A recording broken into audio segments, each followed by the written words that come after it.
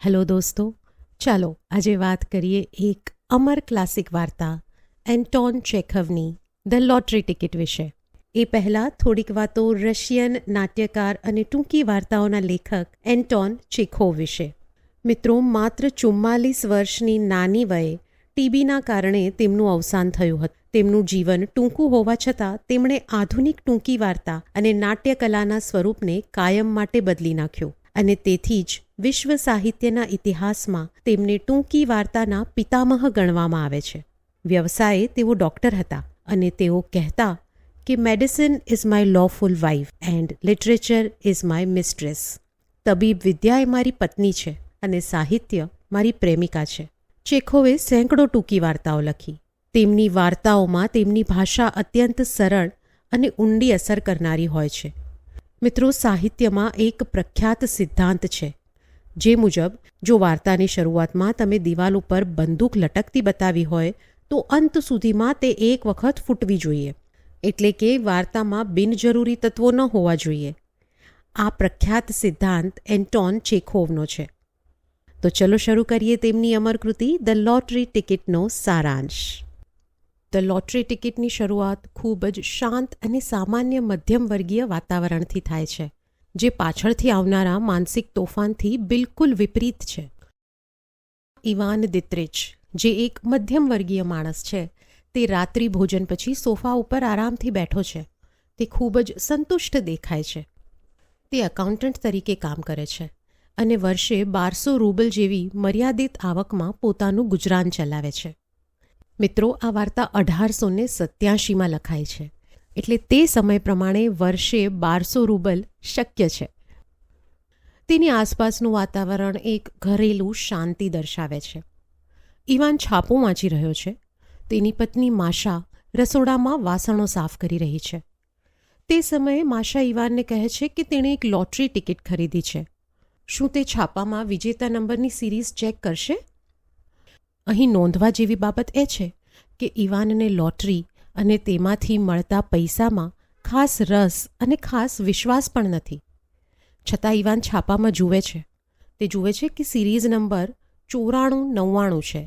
તે માશાને પૂછે છે કે તારી ટિકિટની સિરીઝ કઈ છે? માશા કહે છે 9499 અને તેને આંચકો લાગે છે.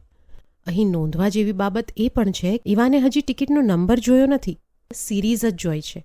તેમ છતાં માત્ર એ શક્યતા કે તેઓ 75,000 રૂબલ જીતી શકે છે તે બંનેના મગજમાં એક ધડાકો કરે છે.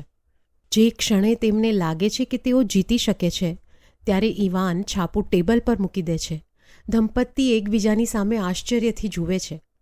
ચેખવ લખે છે કે આ સમયે તેમને ઇનામની રકમમાં રસ નથી, પણ એ આશામાં રસ છે કે તેઓ જીતી ગયા છે.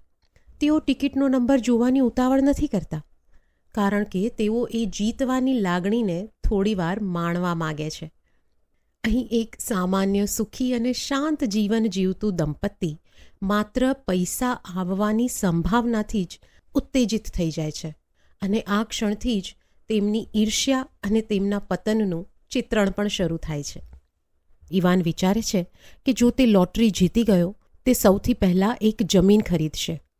તે કલ્પના કરે છે કે નદીના કિનારે એક સુંદર બંગલો હશે. ત્યાં છાંયડો આપતા વૃક્ષો હશે અને બગીચો હશે. તે બપોરે જમીને આરામથી સોફા ઉપર સૂતો હશે. તે વિચારે છે કે હવે તેને નોકરી કરવાની જરૂર નહીં પડે અને તે એક સાહેબ જેવું જીવન જીવશે. ઉનાળા અને શિયાળા માટે તે અલગ અલગ પ્લાન બનાવે છે. ઉનાળામાં તે ઠંડા પાણીમાં સ્નાન કરશે, માછીમારી કરશે, વહેલી સવારે જંગલમાં ફરવા જશે અને શિયાળામાં તે ગરમ રૂમમાં બેસીને પુસ્તકો વાંચશે, ચા પીશે, બહાર પડતા બરફને જોશે.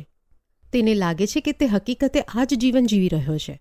આ બધું તેને હકીકત લાગવા માંડે છે. ત્યારબાદ તે વિદેશ પ્રવાસ પર જવા પણ વિચારે છે. તે દક્ષિણ ફ્રાન્સ કે ઇટલી જવાનું સ્વપ્ન જુએ છે. તે વિચારે છે કે ત્યાંનું હવામાન કેટલું સુંદર હશે અને ત્યાં જઈને તે કેવી મોજ મજા કરશે. અને આ જ સુખના વિચારોમાં ફરતા ફરતા એક બિંદુ પર એક વળાંક આવે છે. ઇવાન વિચારે છે કે જો તે વિદેશ જશે તો તેની પત્ની માશા પણ તેની સાથે આવશે. હવે તેને તેની પત્ની એક ભાર લાગી રહી છે.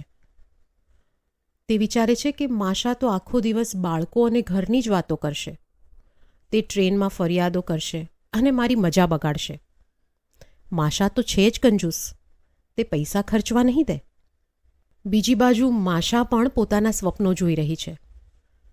તે વિચારી રહી છે કે આ ટિકિટ તેની છે, એટલે કે જો તેઓ જીતી જાય તો આ પૈસા તેના ગણાય. તે ઈવાનને પૈસા આપવા માગતી નથી. ઈવાનને માશાની આંખોમાં લાલચ દેખાય છે અને માશાને ઈવાનની આંખોમાં હક જમાવવાની વૃત્તિ દેખાય છે. માશાને લાગે છે કે ઈવાન તેને પૈસા નહીં આપે. માત્ર 5-10 મિનિટના આ દીવા સ્વપ્નમાં જ જે દંપતી અત્યાર સુધી પ્રેમથી સાથે રહેતું હતું તે એકબીજાના કટ્ટર દુશ્મન જેવું બની જાય છે. તેઓ એકબીજાને ધિક્કારવા લાગે છે કારણ કે તેમને લાગે છે કે બીજી વ્યક્તિ તેમના પૈસા, જે અત્યારે તો માત્ર કલ્પનામાં જ છે, તે ઉડાવી દેશે અથવા પડાવી લેશે. જ્યારે ઈવાન અને માશા બંને પોતપોતાના સ્વાર્થી સ્વપ્નાઓમાં એકબીજાને દુશ્મન માનવા લાગે છે ત્યારે વાર્તા તેના નિર્ણાયક અને આઘાતજનક વળાંક પર પહોંચે છે. ઈવાનના મનમાં પોતાની પત્ની પ્રત્યે નફરત છે અને માશાના મનમાં ઈવાન પ્રત્યે શંકા.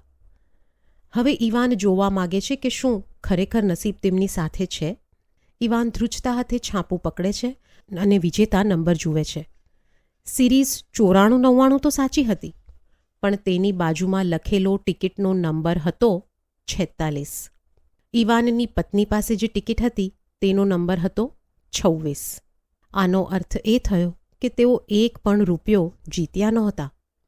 જે ક્ષણે ખબર પડી કે તેઓ જીત્યા નથી તે જ ક્ષણે પેલી એસ્ટેટ, વિદેશ પ્રવાસ, નદી કિનારે ફરવાનું અને આરામદાયક જીવન બધું જ 1 સેકન્ડમાં કકડભૂસ થઈને ગાયબ થઈ ગયું. અચાનક ઈવાનને પોતાનું ઘર ગંદુ લાગવા માંડ્યું. તેને ટેબલ પર પડેલી એઠી થાળીઓ, ઓરડાની ગરીબી અને પોતાનું સામાન્ય જીવન અસહ્ય લાગવા માંડ્યા. જે શાંતિ પહેલાં હતી તે હવે કંટાળા અને ક્રોધમાં બદલાઈ ગઈ. ઈવાન ખૂબ ચીડાઈ ગયો. તે માશા પર ગુસ્સે થઈ ગયો અને તેને કહ્યું કે આ બધું નકામું છે. તેને હવે પોતાની પત્નીનો ચહેરો જોવાનું પણ મન ન થયું. વાર્તાના અંતે ઈવાન કહે છે કે તેને હવે આ ઘરમાં રહેવું ગમતું નથી. તે બહાર જઈને ક્યાંક ફાંસી ખાઈ લેશે અથવા ગમે તેમ કરીને આ ગરીબીમાંથી ભાગી જશે. તે એટલો બધો નિરાશ થઈ જાય છે કે તેને હવે જીવનમાં કોઈ રસ રહ્યો નથી. મિત્રો, જોયું, આશા જેવી સકારાત્મક વસ્તુ પણ ક્યારેક કેટલી ખતરનાક હોઈ શકે છે. જ્યાં સુધી દંપતી પાસે લોટરી જીતવાની કોઈ આશા નહોતી ત્યાં સુધી તેઓ સુખી હતા. પણ જેવી સંપત્તિની આશા જાગી, તેમના સંબંધોમાં તિરાડ પડી ગઈ અને તેમનું વર્તમાન સુખ પણ છીનવાઈ ગયું. દોસ્તો, ચેખવની આ વાર્તા માનવ સ્વભાવ, પૈસાની અસર અને આપણી ઊંડી ઈચ્છાઓના આશ્ચર્યજનક પરિણામોનું એક મેલોન્કલી એક્ઝામિનેશન એટલે કે ઉદાસીન વિવેચન છે.